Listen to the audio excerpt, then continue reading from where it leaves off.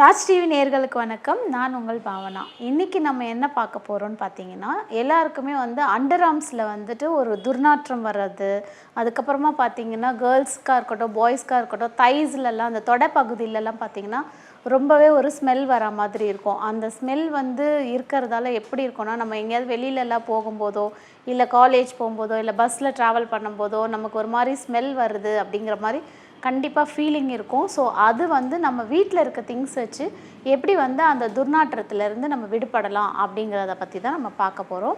அதுக்கு தேவையான பொருட்கள் என்னென்னு பார்த்தீங்கன்னா, கொஞ்சமாக கஸ்தூரி மஞ்சள் எடுத்துக்கோங்க. எல்லாமே பார்த்தீங்கன்னா நான் சொல்கிறது எல்லாமே ஒரு 50 கிராம்ஸ் அளவு எடுத்துக்கோங்க. கஸ்தூரி மஞ்சள் 50 கிராம்ஸ் எடுத்துக்கோங்க. விரலி மஞ்சள் ஒரு 50 கிராம் எடுத்துக்கோங்க. அதோடு பார்த்தீங்கன்னா பூலான் கிழங்குன்னு ஒன்று இருக்கும், அது ஒரு 50 கிராம் எடுத்துக்கோங்க. இதோட பார்த்தீங்கன்னா ரோஸ் இதழ்கள், அது பார்த்தீங்கன்னா பன்னீர் ரோஸ் கிடச்சிதுன்னா ரொம்ப நல்லது.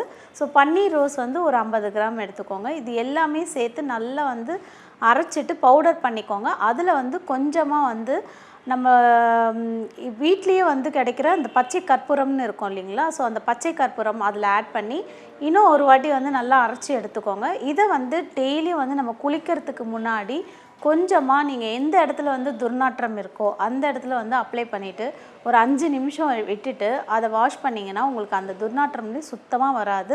இந்த பவுடரை நீங்கள் ஸ்டோர் பண்ணி கூட வச்சு நீங்கள் யூஸ் பண்ணலாம். கண்டிப்பாக ஒரு மந்த் வரைக்கும் உங்களுக்கு நல்லாயிருக்கும்.